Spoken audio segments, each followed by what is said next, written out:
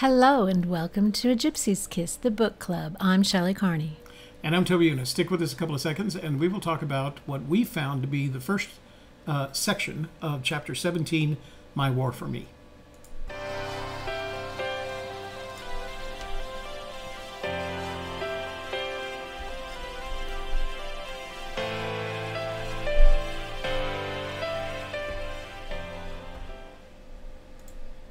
Yay, we're there.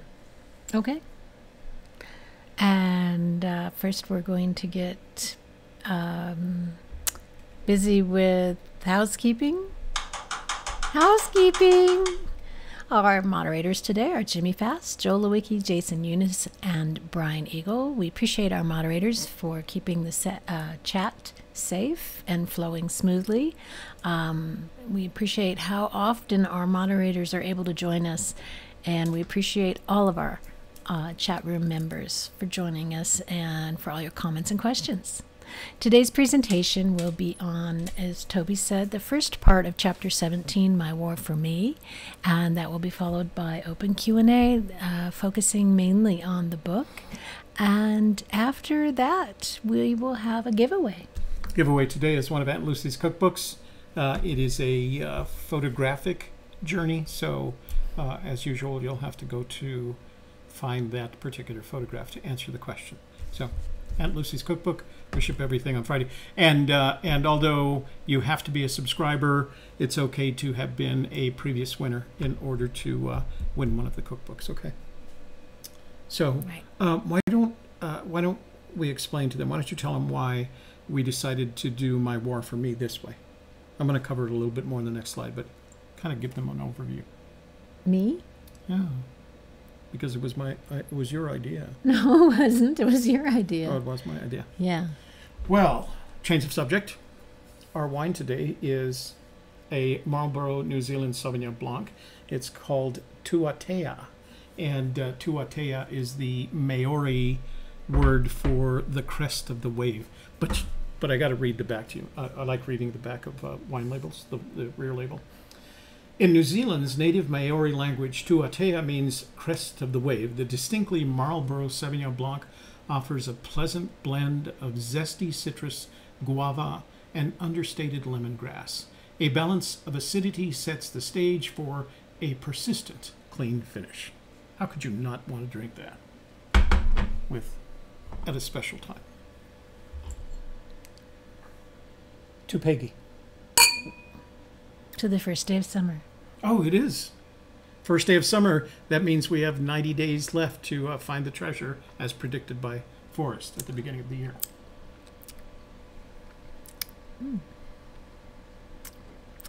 What was that? Zesty, clean that hangs clean, on forever or whatever. Clean and boy, it really does have a persistent, clean finish. It does, huh? It reminds me of... persistence, a good word for today's chapter. It reminds me of Love Block. It's got that same... complexity. Yeah, very nice. Yeah. Good wine. Try it, you guys. Okay, so Shelley and I have had a conversation for at least 2 weeks now as we anticipated coming up on this particular chapter. So I need to go back, and I'm going to do a quick transition here to this. Well, the nice thing is, a lot of people who have not been involved in the Vietnam conflict, or we were too young at the time, and we just don't have any kind of context to understand what Fenn's talking about. Toby is going to be able to provide stories from when he was there, what it was like. He was in a lot of the same places that Fenn was. He can give us boots on the ground perspective of what it was like there during the Vietnam conflict in those places. So that will help us to fill in some of the blanks as we stretch this chapter out. I think so, and that's kind of what we, as we started reviewing the chapter, you know, up until this time, I think the longest chapter has been 5 pages. And certainly you can cover those 5 pages in within one episode of one of our programs. But we started looking at My War for Me and realized, you know, it's 30-some pages, it's 20% of the book, and we just didn't feel like we could do it justice in a single episode. So Shelley and I sat down, started going through it, and kind of figured out that there were really 7 what it calls subchapters, for lack of a better way to describe them. 7 very distinct storylines that we felt needed to be developed in each episode. So for this and the next 6 episodes of book club, we're going to cover those sections, each one at a time. Okay, and so that leaves us a lot of room for conversation. And if you look at the stories, they're actually very dense. There's a lot of material, except for this first one, because this first one is kind of a preface. The last one is the equivalent of an epilogue. But the stories in this chapter are all very dense. There's a lot of analysis that could be done and that we plan to do. And so we hope you're not disappointed that we're not doing this in 1 episode, that we're doing it in 7. But I also wanted to give you some temporal context. So the 2 wars that are mentioned in this chapter are the Korean War. The Korean War started on June 25th, 1950, and ended on July 27th, 1953. And then the Vietnam War started in, well, the Vietnam War, it depends how much about the Pentagon Papers that you know. Technically, our involvement in the Vietnam War actually goes back to the administration of President Truman, where we were actually paying the French to fight what were then just the communists. They weren't the North Vietnamese communists. They were just communist insurgents. And it continued through the Eisenhower administration. Eisenhower sent some advisors there, as did Kennedy. Kennedy was really committed to special operations, so he started sending special forces, the 12-man special forces teams, to help the South Vietnamese with the fighting, because by that time there was the DMZ had been established, and there was a North Vietnam and South Vietnam. Then, and that was probably as early as 1960, if not before, in the Eisenhower administration. But, and we started sending covert bombing raids into North Vietnam. But then we had what is referred to as the Bay of Tonkin incident, and we decided we needed to involve, but President Johnson by this time decided that he needed to be more involved in the war. That was 1965, and so in March of 1965, he ordered the 9th Marines, an expeditionary force, into Vietnam. They landed at Da Nang. To the surprise of all of the Marines, they were greeted by Vietnamese women wearing ao dai and offering them leis, flowered necklace, not necklaces, but a lei. They're leis. People know what leis are. And and so that was kind of the official start of the Vietnam War in March of 1965. And then Fenn was there in 1968. I was there in 70, 71, and part of 72. And then the war officially ended in 1975 after the South Vietnamese government collapsed. And so that's just to give you an idea of the period of time that we're talking about here. But I wanted to point out one of the things that Shelley and I noticed, and you know as much about this screenwriting as I do, actually more than I do, because in documentaries you don't do a lot of screenwriting. But one of the things that you learn in screenwriting is that there's what's referred to as a story arc. And this diagram that I'm showing you here is the equivalent of a story arc. And if you take Fenn's book, it is very much organized in this way. And right now, interestingly enough, the book has 143 pages, I think. We're at page 72, so we're literally at the halfway point through the book. And halfway point is important in the story arc because it's a transition point. It's the slide downhill. You've faced all these challenges, as indicated on here, the A, B, and C challenges, the threshold at the first to second, right to the axe, the threshold point where he decides to leave Texas A&M and then eventually joins the service. And now we're going through the downhill part of the story where there's this sense of potential loss and recovery, and then eventually we get to the end where you look at the kind of where he describes the kind of life that he's living and really gets into the part about resolution. But I found it damned interesting that this chapter is literally the midpoint of the book. And at that point, it's not just 20% of the book, it's 40% of what remains of the book. So it has that kind of significance to him and should have that kind of significance to us if we're trusting that this book represents who and what Forrest Fenn wants you to think he is. And I say that with a caution. I don't feel like he's misleading us about who he is, but he's often said, it's not, I'm not going to remember this quote, it's not who you are, it's who they think you are, right? I think for the most part, this chapter is about who he is and the effect that being part of the Vietnam War had on him. So, but I wanted you to see this story arc that comes from the art of screenplay writing, so that you were aware of the context for how this story moves along. We're at the midpoint now, and the rest of the book, if you evaluate it, really fills in the blanks that you see in the screenplay and creates the challenges, thresholds, and opportunities that Fenn has to cross in order to grow as a person, as a human, and as a man. So, okay. So we'll answer some questions. The only other oddity that I had here in the pictures was when I first saw the picture and compared it to the postmark. He said he was married on 27 December 1953. The postmark indicates that it's a Saturday. Sunday. No, the postmark. Oh. The postmark indicates it's a Saturday. Oh. It's really a Sunday. And so I was curious about that, and it was one of the few emails that Fenn has ever responded to me with. And that was, I wrote him and said, did you really get married on a Sunday?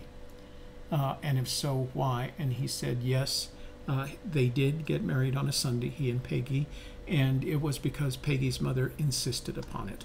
So there's, generally speaking, some person at the beginning of a marriage you don't want to disagree with, and that would be the mother-in-law. So so that's what they did. I wonder if Gus is watching.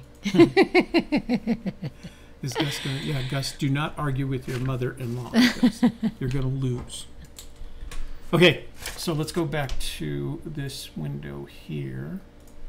What year do you think that photograph of her in that swimming costume, was taken? It looks like kind of high school period.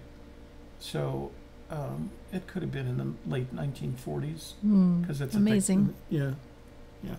Can you imagine having to wear that? Well, just 10 years later, they were wearing bikinis. I mean, they covered a lot more than they do nowadays, but they were still, compared to that, yeah, it was a huge jump. Yeah. Well, 1955, right? Wasn't the bikini 1955? The Bridget Bardot bikini? Possibly. I think so. Named after the Bikini Atoll, wasn't it? Yeah. Yeah. Okay, you ready? I am. Do we have anything else? I don't. Okay, I do. After, at the end of your commentary, I'd like to read the poem that's in this chapter, in this section. All okay? right, sure.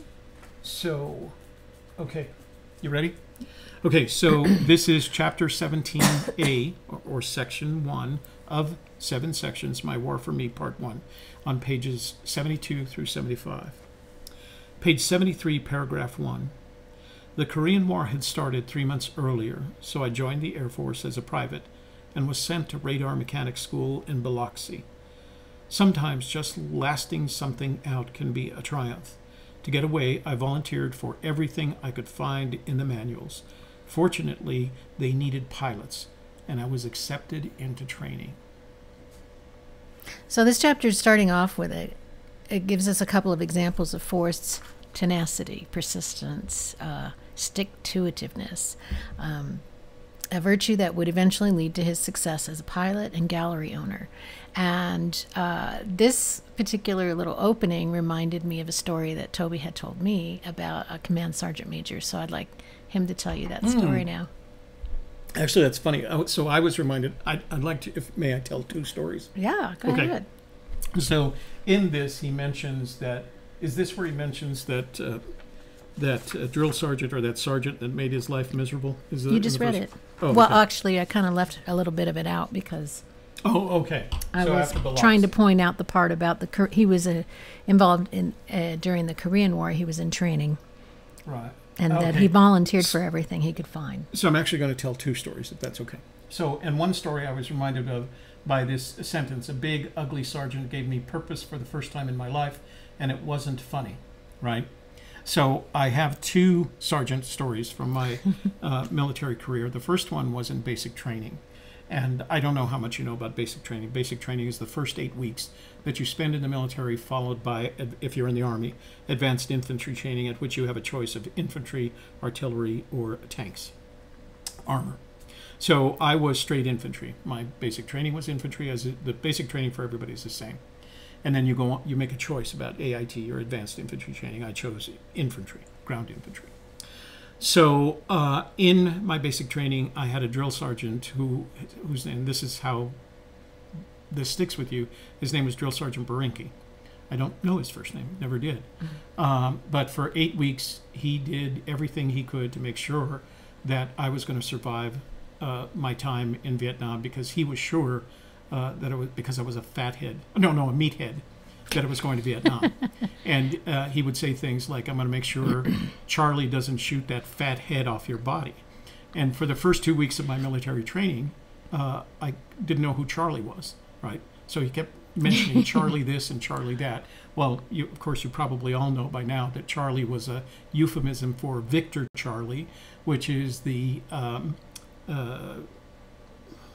do you call it?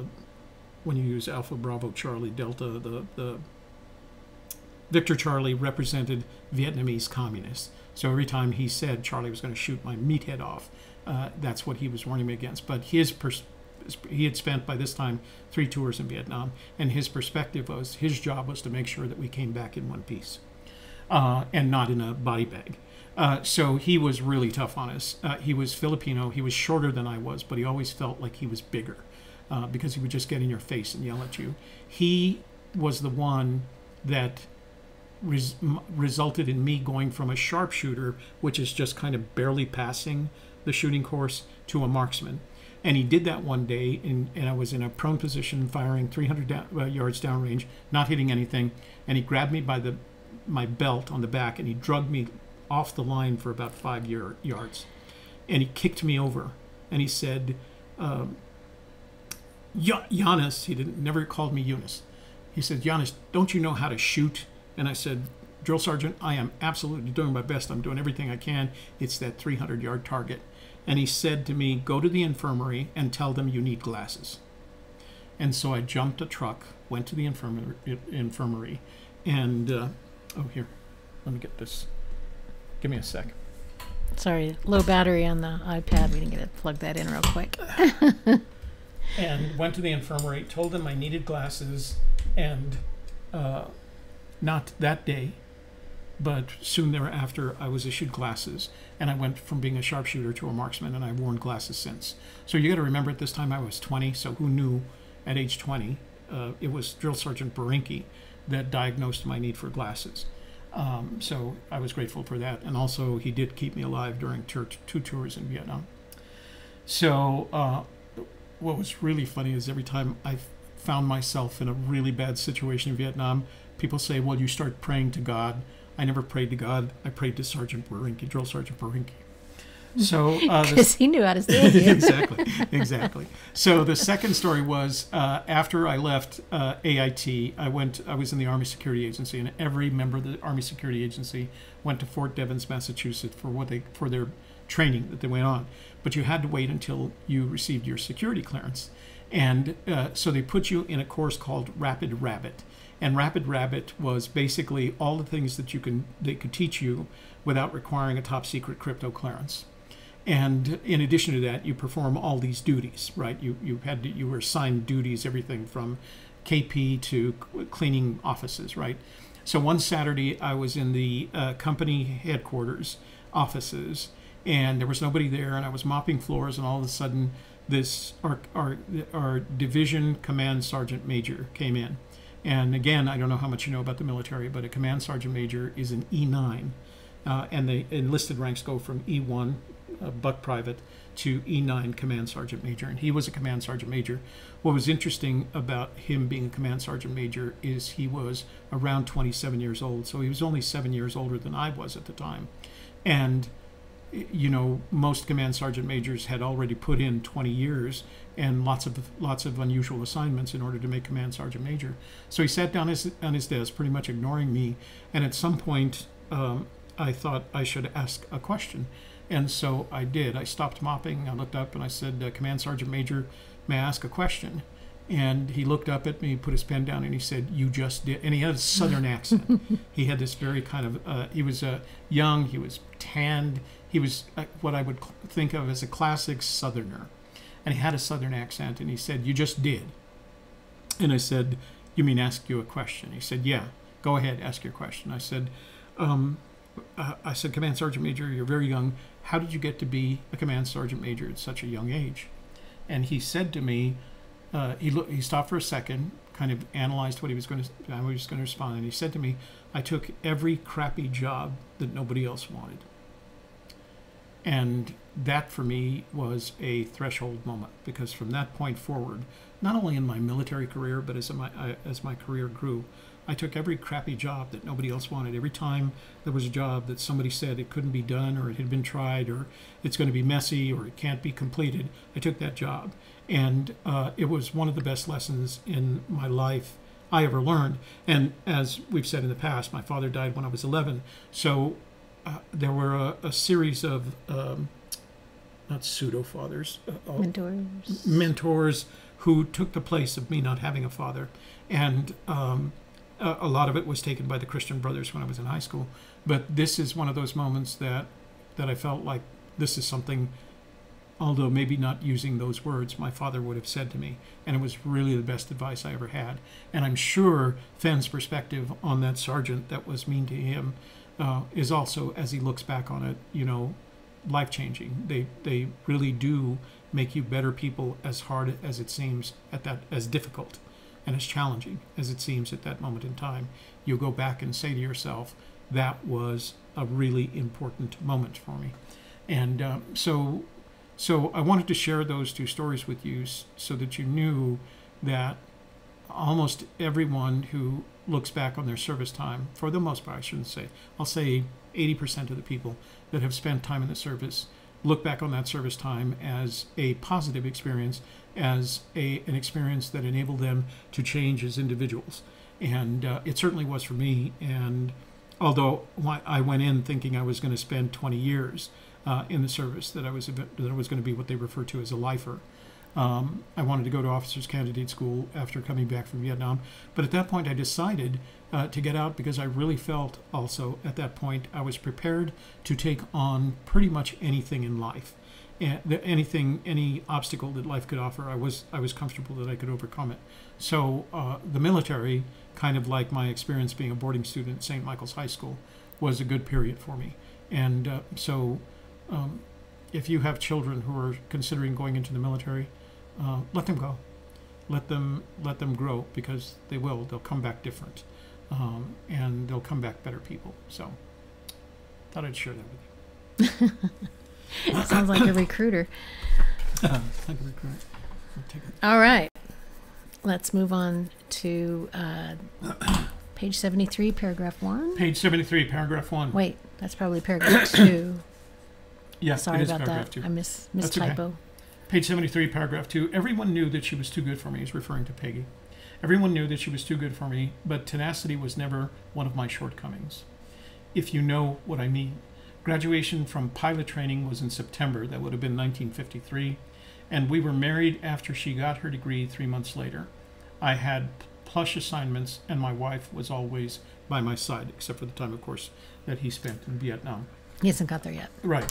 So again, we see the value of his tenacity. He marries the woman he chooses, and he is trained as a pilot and receives plush assignments.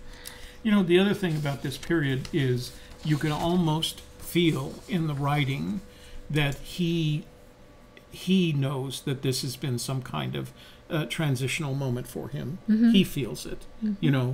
The courage to go back and marry the girl that everybody else said that was better than you, was too good for you.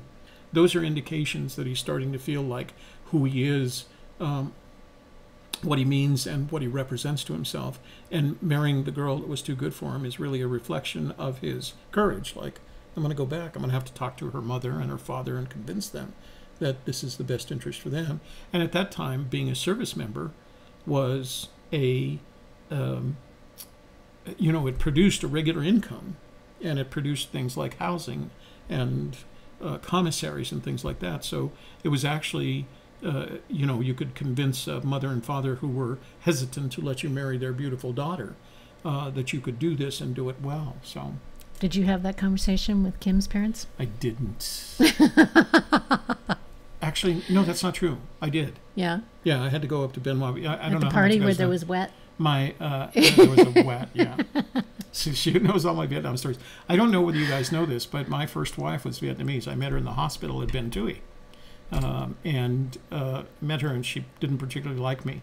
And you know what it is when a woman doesn't like you. You have to, I don't know. What about not liking you? You have to overcome that. But also, and this is a reflection of how much time I spent there, Jason Michael, my son that may be in here now, he was actually born in Vietnam. And after I left, it took me several months. I left the last time in April of 1972, and it took me until October of 1972 to get them home. He was born in September of 1971. So he was over a year old by the time I got him home. And he probably doesn't like the idea of me telling you this, but he was the cutest little baby. And his youngest son... you always say that about babies. His youngest Every son, baby you know. Shush Michael, he looks a lot like Jason did when he was a baby. But that's because his mommy was so pretty. Yeah, she was. She was a beautiful woman. Yeah. I should see if I could find a picture to show you guys.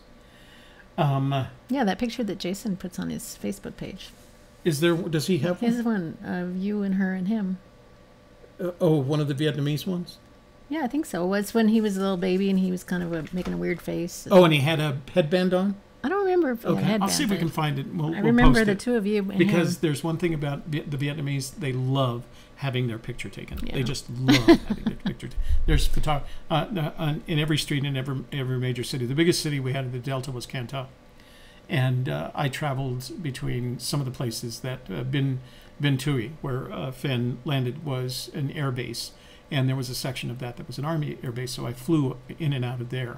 But I went all over my primary operations area was the Delta, and I was assigned mostly at a place called Cà Mau, which is very close to the tip of the Delta.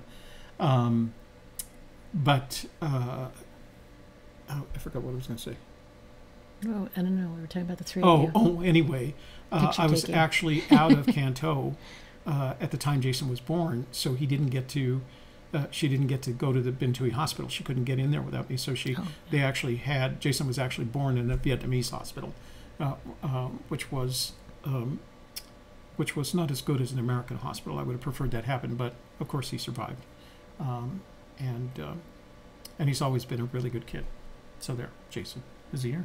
I shouldn't be talking to him if he's not in the room. Huh? Okay, so on to the next one. Okay. Page 75, paragraph 1. Then, as a general's aide, I flew most of the later fighters and even went to helicopter school.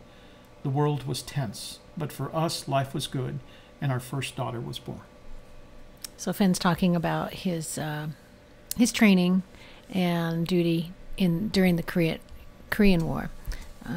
Which seemed to be, he didn't talk a whole lot about it, but from his tone, it sounded like it was a good experience for him, and he appreciated having that job and all of those opportunities to train. During the period, I don't think I don't think he saw action in the Korean War. Right. It doesn't sound like, he did talk about flying around with bombs. Yeah. But sounded more like military exercises rather than any fighting. Well, in Germany,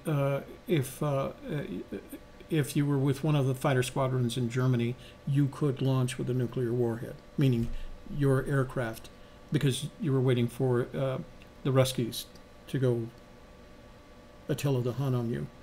And so you flew your sorties, your training sorties, not your training sorties. There was fighters in the air at all times, and those fighters carried bombs with nuclear warheads in case the Ruskies came across the NATO line. Could have been ugly. Never happened, thankfully. Page 75, paragraph 2. After a few years, an unfortunate conflict started in Southeast Asia. That would have been the period around 1965 when the 9th Marines, when it landed at Da Nang. And I was separated from my wife and two beautiful young daughters for a year. So that would have been his year was 1968, was the year that he spent in Vietnam, right? So it was probably 1968 through 12 months later into 1969. So Fenn had no complaints about the Air Force until the Vietnam conflict began, and it separated him from his family. He expresses his appreciation for his wife in keeping the home fires burning while he was away. So the challenge for anyone who had served in a conflict, in a combat zone, is that you always imagine that your time there is going to be quick and that you're going to come home alive. And the people that are waiting for you on the other side of all that are hoping pretty much the same thing, that it's going to be short and that you're going to come back alive. And I remember, can I tell another story? Yeah. Because it's funny now. These stories are all funny now. So I remember by the time I was going to Vietnam, we didn't take a boat. Some of the 9th Marines took a boat for the first time. But we didn't. We were flying across, and we were leaving out of the Air Force Base at Oakland, California. And I remember calling Travis, Air Force Base in Oakland. And I remember the night before calling my mother and telling her that I was going to Vietnam, and kind of trying to my mother was never quite sure, because of our relationship, what I was telling, whether what I was telling her was accurate or what. So I said, Mom, I finished all my training, and I had by that time almost a year's worth of training, and I said, I'm going to Vietnam. And she said, is that the place where they have the war? And I said, yes, it is. She was in Santa Fe. And she said, well, don't get killed and don't bring home any slant-eyed girls. Which was just, that's how they referred to the soldiers that came back from World War II with Japanese spouses. So they were the slant-eyed girls. And it was very offensive. I don't think she knew how offensive it was. But I felt like I made it 50% of the way because I didn't get killed. But I did come home with a quote, slant-eyed girl, unquote. A beautiful one, by the way. Okay. Page 75, paragraph 4. Some stories must move at their own pace and in their own time. This is one of them. I think he's just announcing how this, the following chapter is going to be longer, more intense. It's a time in his life that's pivotal. And he really wants to focus on it in this book. He spends a lot of time on this story. And that's his way of letting us know that it's because the story itself needed to be told in this way. And he does tell it. He does a really good job of telling the story. I think, anyway. I think it's a good job. But you can tell it was practiced. I think by this time, of course, he had already done the interview. He had already written about it in something else. I can't remember the publication. I'm sure Eric Smith will remember. But then he had also did that interview that now is housed in the those guys that were doing interviews of various veterans, the audio interview. Oh, right. That he did. Of course, it's all the same things. This is much better organized in a long way, but he did talk about it in that interview. So Shelley claims the questions to ponder are: other than telling searchers to be tenacious, what can we learn about Fenn and the search? We are halfway through the book and halfway through Fenn's life story. Which half feels more important to him according to the thrill of the chase, and why? Ooh, is that a hint? I'm just having people consider it. Ponder it. Ponder that. So what do you think? I think you should watch next Tuesday's show. That's what Okay, I do want to read this poem that Fenn borrowed from a gentleman he says is his friend, Everett Haley, and he speaks of them in the past tense, so I assume that by the time he writes this, Mr. Haley has passed. But it reminded me a lot of that prosaic poem that was it Theodore Roosevelt, about the man in the arena. I think it's Theodore Roosevelt, right? I have no idea what Something you're talking about, okay. So I can't help you there. I'll have to dig it up. There's Theodore Roosevelt's, somebody find a link to it, Theodore Roosevelt's prosaic poem about the man in the arena. And this particular poem that Fenn borrows from Everett Haley reminds me of that. So I'm going to read it to you. Courage wears a crimson coat trimmed in trappings of bold. Knowledge dons... I'm sorry. I'm going to start that over again. Courage wears a crimson coat trimmed in trappings bold. Knowledge dons a dress of note. Fame's cloth is gold. Far they range and fair they roam, much they do and dare, while gray-gowned patience sits at home and weaves the clothes they wear. And so this is a reference to the people that do stuff. And the people that do stuff know that they're doing stuff, right? They're doing these things that may not be perceived necessarily or may not be recognized as courageous, but they feel like it is. And they always feel like it makes them different. You can't have flown as many missions, combat missions, as he did. You can't have flown a high-performance fighter aircraft for as long as he did, even after never having graduated from college and barely surviving high school. You can't have done all of that and not only believe that you could do anything else, but believe that you fit into that crimson coat of courage and boldness. So two of the words in that poem also appear, well, there's more, but I mean, the ones that are interesting to me are both gold and bold, that appear in the poem and appear later in his poem. His poem. That's right. The treasure poem, right. Yeah. There's a picture in there of an aircraft, and he wrote on the picture one of the hardest aircraft to land. Yeah, that T-33, the trainer. That was a common complaint. That's what at that time every Air Force fighter pilot trained in. It was the T-33, and it was a monster land because of the airspeed required to keep it flying. And so you either had to land it really, really fast or really, really quick.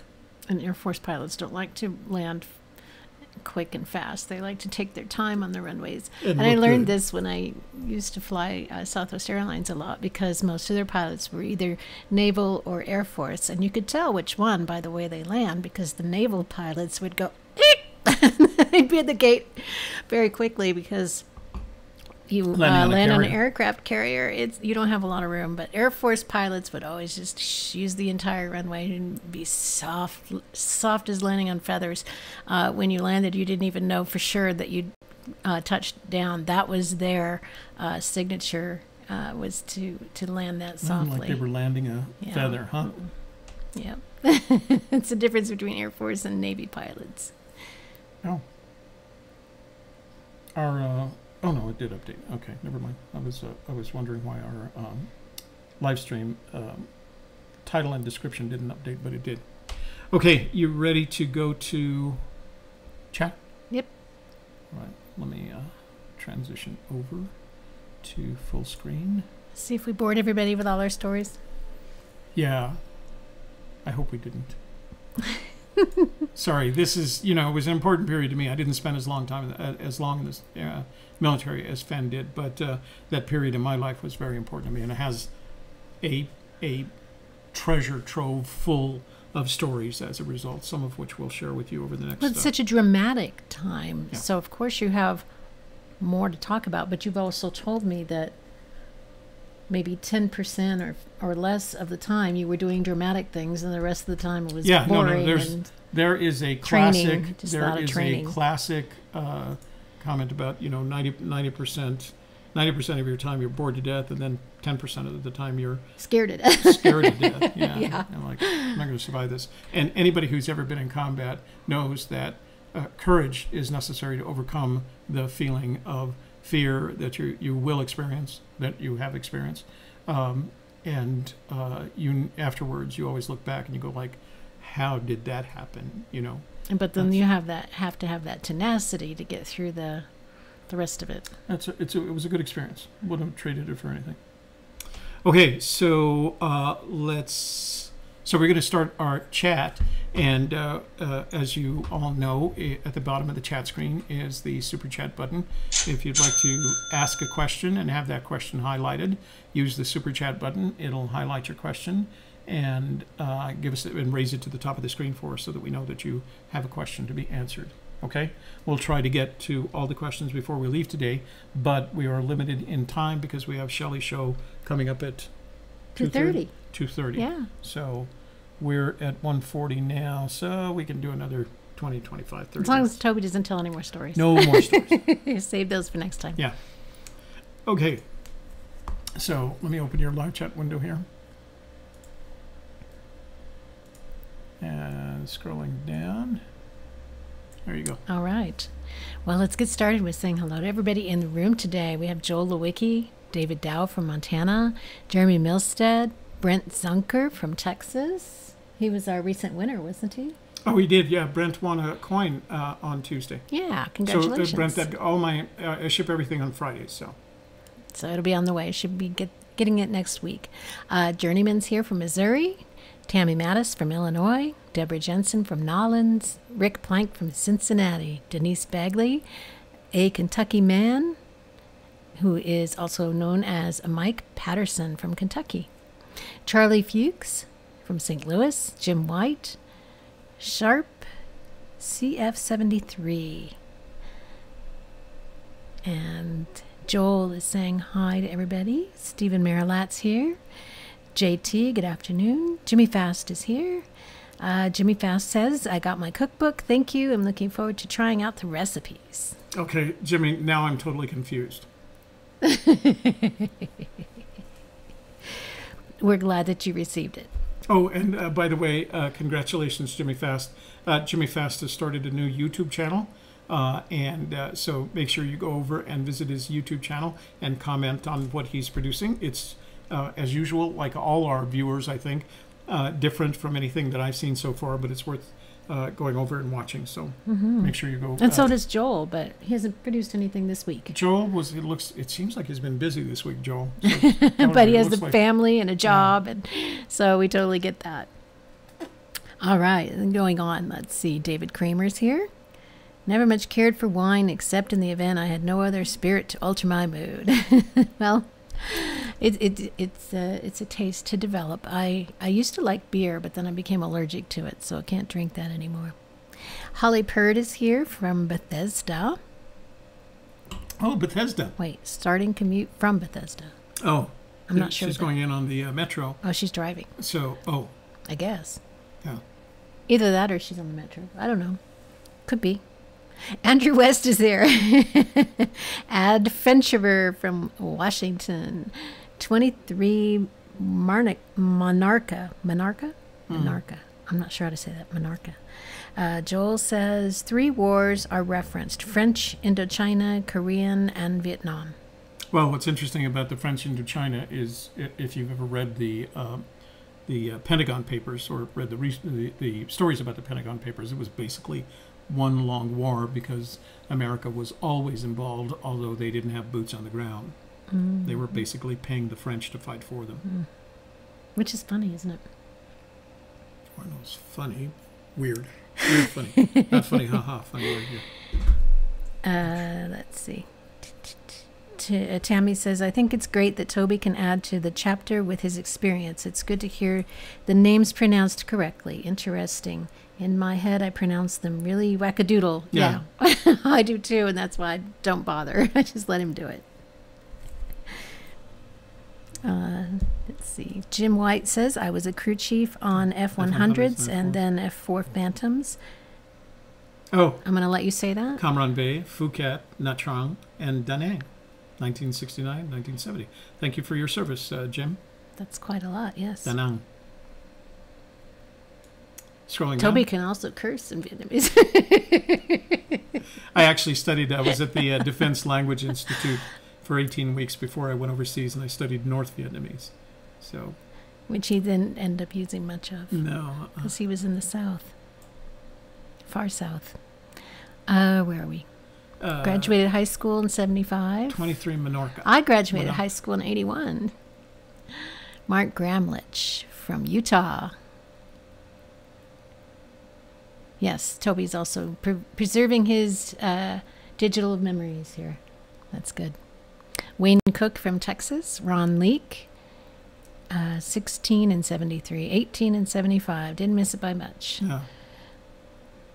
Journeyman. I bet your mom was happy that you did miss it, Ron. I know I would be. Steve Smitherman. Hello, everyone. Scott K. Any thoughts on their wedding photo being the only one in the book without corners? Without the photo corners. I looked at that. It looked so to me. That's a decision that the graphics artist makes. That's a graphics decision, as opposed to a conscious decision by someone to give us a hint. It looks like it was specifically designed to be that casual. Let me toss this picture up there. So you've got to remember that for each of these pages in which you see the photographs, you have to look at it from the perspective of there's someone who's organizing that page so that ultimately it'll be published. And so you always have to, what I was going to say is the context that you have to look at it first from is there's a graphics artist that did that work and could have done that work with no more input from Fenn than I want these 3 pictures here. And then that graphics artist makes a decision about how they're going to format that page using whatever they've been provided by content, whatever content has been provided by Fenn.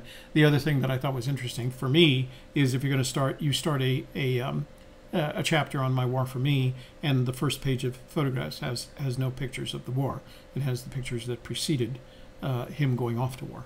Right, which is, I think, this could be a tiny, a little book in itself, because today's piece was like the preface. Yeah. That's why we separated it out from the rest. Yeah. Let's see. Jono Jones is here from the UK. Hey, Jono. And Paul Oder Rubikson is here from the Faroe Islands. And let's see. Melting in El Paso, Texas. That's where, is that Jason Dent? No, it's 23 Monica. They've been that way all week, apparently. Perhaps you know each other. I don't know. Just because you're in the same city, you must know each other. Jono says, I'm over in the States in 5 weeks for 6 weeks. Wow, that's a long trip. With family. Yeah. They're It'll starting be in New melting York. too. I hope your cars have great... Just check with your rental company. Make sure they do. Most of them are very good about, especially since most of them have pretty new cars. They're really good with their air conditioning. Oh, air conditioning, yeah. They'll give you a car with air conditioning. Yeah. Yeah, that's one of the it's the options that they get. A Kentucky man says, thank you for your service, Toby, and thank you to all the other veterans in the room. Thank you for your support. Deborah Lindsay, I think that's a new name. No, she's been Lindsay? around before. Yeah. Okay. Thank you for the book club videos. I'm looking at the pictures of Peggy Jean right now and thinking how beautiful she is, every bit as beautiful as Norma Jean. I agree. She really, she's very stunning. Yeah, she was a very pretty lady, wasn't she? Kind of a funny little bathing costume, but she makes it look nice. And of course, smart too, going off to college and getting her degree. Bill Cross is here from Texas. Hey, Bill. Tracy Gustafson. Bill, from since Missouri. you're from Texas, what school is in Houston? I couldn't place That Peggy may have gone to. Yeah, that Peggy may have gone to. Anybody from Texas that knows, or not from Texas that knows. Jeff, with a bunch of numbers, says, anybody know why Fenn spells knowledge wrong? He spells it wrong in the book and on his bells that he made. I actually asked him that question once face-to-face because in the bells chapter he spells knowledge wrong on the bell, and he also spells dollars wrong on one of the bells. And I asked him whether or not that was with intent or whether or not he made a mistake. And his response was, I make mistakes to confuse people. So that's as best as I can help with what the question that you're asking. He makes mistakes to confuse people. To me, if it were me, I would have said that when I didn't realize that I had made the mistake until somebody pointed out that I had made the mistake. Right. It could be just a being kind of funny, or it could be red herring. Yeah. Counterintelligence, right? I'm at the bottom.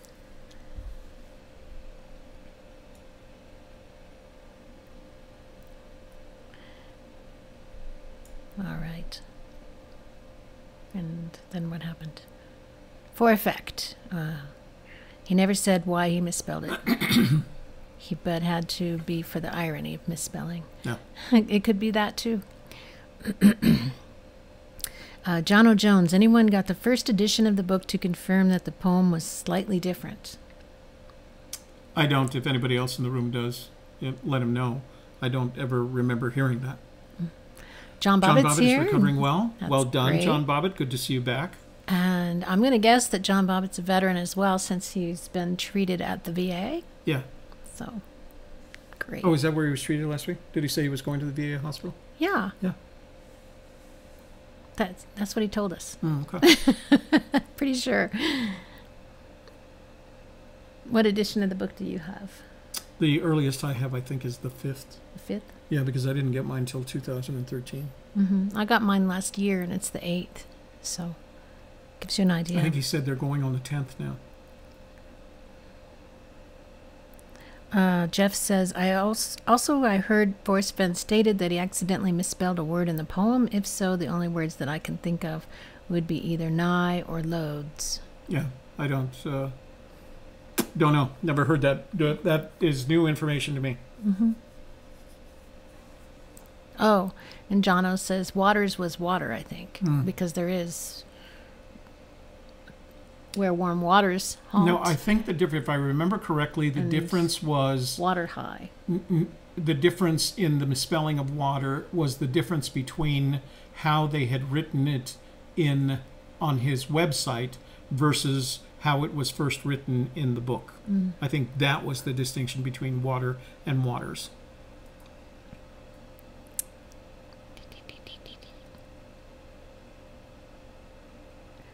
Urgency is not a good plan to follow. Good quote. Ollie Faat?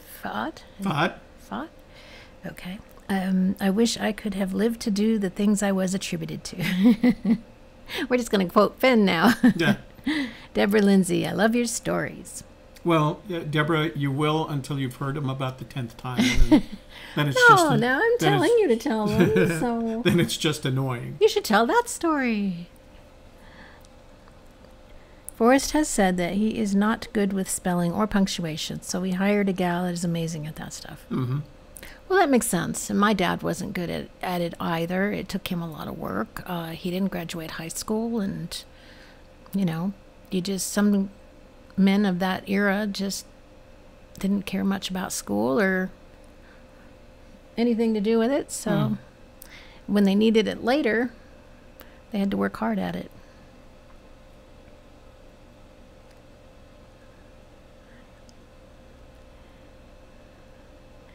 Paul Oder Rubikson says, a woman called Nancy Bird Turner is credited by having written the poem. Any thoughts on this? Which poem? Yeah, first of all, Paul, which poem? If you're referring to the Fenn's treasure poem, that's the first I've ever heard that. So I don't have any Unless you mean the thoughts poem we read out of the chapter today. Yeah, tell us which poem you're talking about. In either case, I'm assuming that what Fenn said is that he borrowed it from somebody he knew, versus that I hadn't heard the Nancy Bird Turner thing. Hoofhearted says, I love your stories. It's what humanizes your videos. Don't stop. Oh, yeah, well, you better be ready for some really long videos. Okay. Jeff says, I read only in YouTube comments about the misspelling in the poem. Have not been able to validate the truth in it, which is why I was asking. Yeah, I had not heard or seen that.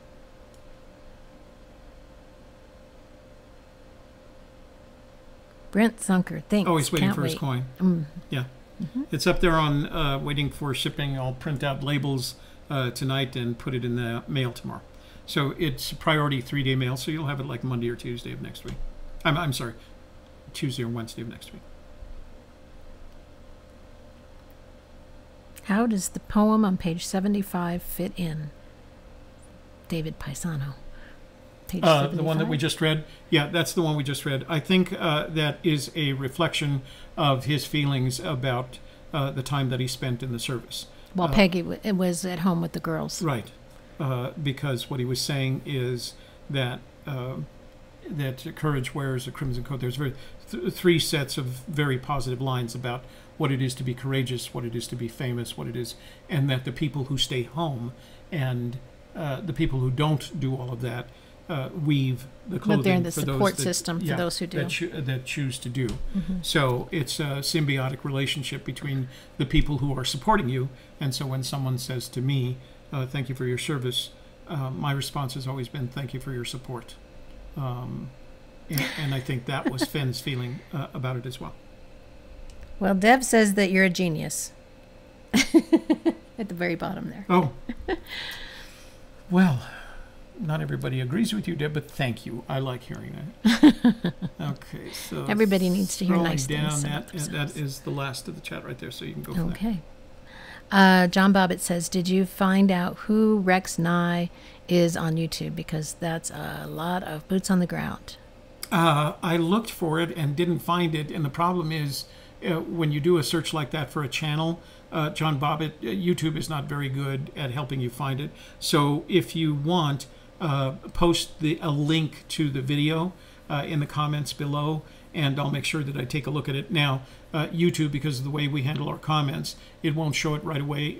It needs approval, but if you just post the link to the video that you've been referencing, I'll approve it, and then I'll go take a look at it. We appreciate you referring us to that.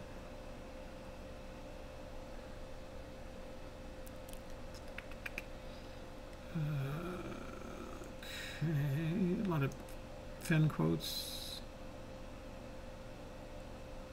Holly, Shelley was asking that earlier. We don't know what Peggy's major was. At least I don't know. I don't. Like I said, I don't. He said she graduated from a school in Houston. She was at Houston, going to school in Houston. So I don't. Oh, is it Rice? So Rice University in Houston. Oh, that's a very good Michael school. Bruno, thank you. Yeah, thank you, Michael. Rice is in Houston, isn't it? I don't know. I don't know. I know it's a good school. I just don't know where it is. I didn't know. I don't know which one's in Houston. So, what do you think about the dedication in the book? The dedication. I would have to, Ollie. I would have to go back and read it. I don't know.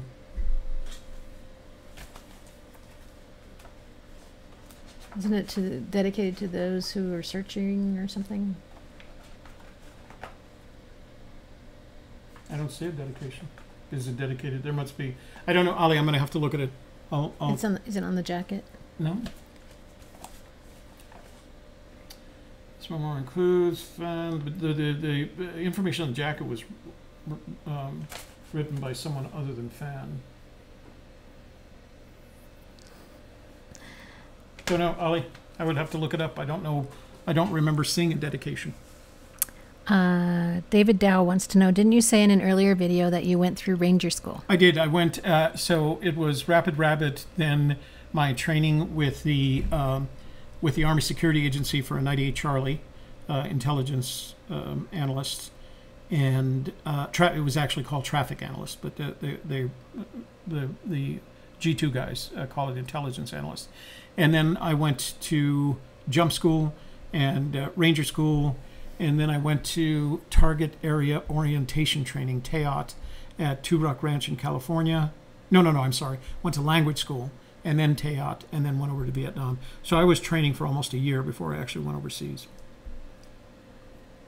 Holly also wants to know, do you know what kind of teacher of what subject Fenn's dad was?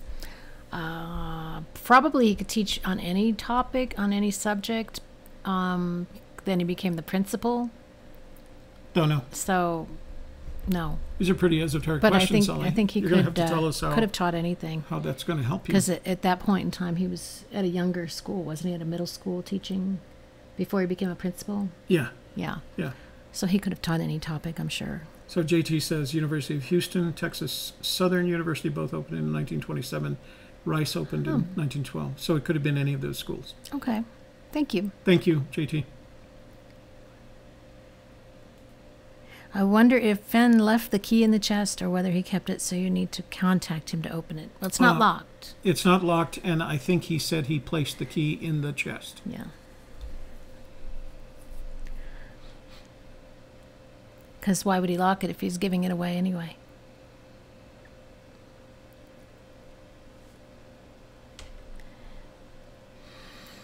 And John also says, if Fenn was going to throw himself on the chest, surely the place it is hidden is secluded, or an animal would have moved him and finished him off. Must be big secluded hideaway. So I would have mixed feelings on that, Jonah. I think that it would have to be a big enough hiding place so that he could have what's the word I'm looking for?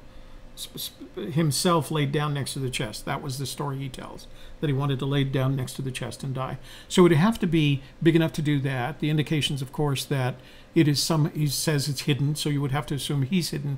Whether or not, and it would have to be secluded simply because he doesn't want it found. So I think those are almost, those three pieces of your analysis are probably valid, but Fenn also knows that sooner or later, it would be very likely that animals would disturb the remains. That's part of why you do that. That's part of why the Native Americans did it the way they did. The expectation is that animals will eventually disturb the remains anyway, and he must have, not necessarily planned for that. He must have accepted that as part of what he was planning to do. Why must I go insist that you looked like Eric Estrada when you were young? Well, if you mean the Eric Estrada of old chip days, I think that's a compliment. Why must I go? Especially at the motorcycle, right? Yeah. Yeah, Eric Schmidt confirms the keys in the chest. Well, if Eric says it, it must be true. JB said to find his bleached bones, does he mean in the full sun? It could very well be, but eventually your bones are going to bleach anyway, just because of the natural processes. Or if animals gnaw all the stuff off of them. So. Okay, that's the bottom. So we're going to switch back out of the chat room, guys, and back to the presentation. And oh, I got to do this first. So why don't you do your close, and then I'll do the...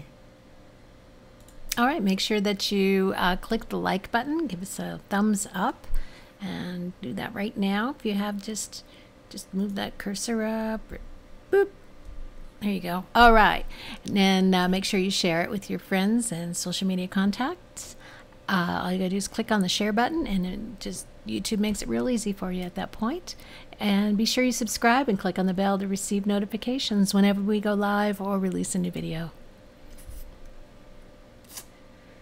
Okay, so here's what I'm going to do with our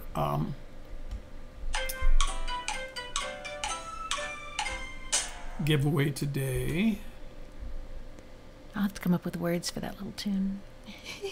Now it's time to give away some stuff. Okay, here's the instructions. Answer in the comments box below. Do not answer in the chat. It doesn't count. Do not send me an email. It doesn't count. You have to wait until the video is processed enough so that you can't enter a comment. There is a 24-hour time limit. If we don't get an answer, a correct answer in the next 24 hours, we will put the cookbook back into the prize pool. And then you must be a subscriber to win. There's no water in the prize pool. It'll get wet. Right. Come on. So now I forgot what I was saying. Prize pool. Prize pool. No, you must be a subscriber to win. And I'll probably ask you to prove that you're a subscriber. So make sure you're a subscriber to win. If you're not already a subscriber, this would be a good time to subscribe. Yeah. But costs you for nothing. the book, if you're a previous winner of anything, that's okay.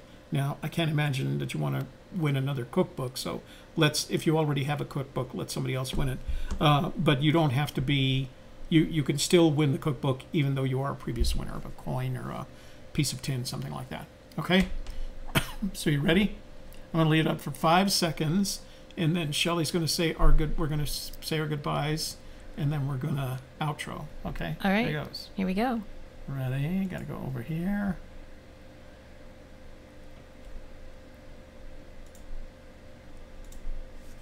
And anytime now. Oh, there it is.